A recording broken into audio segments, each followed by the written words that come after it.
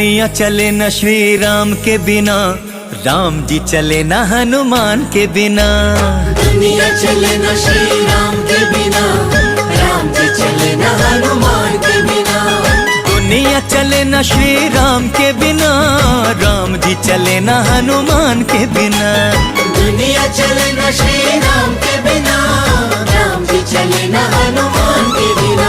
हाँ, दुनिया चले न श्री राम के बिना, राम जी चले न हनुमान के बिना।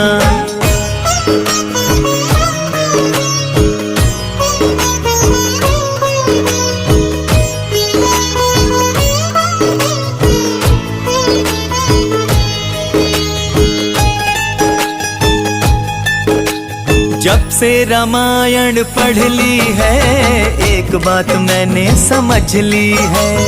जब से रामायण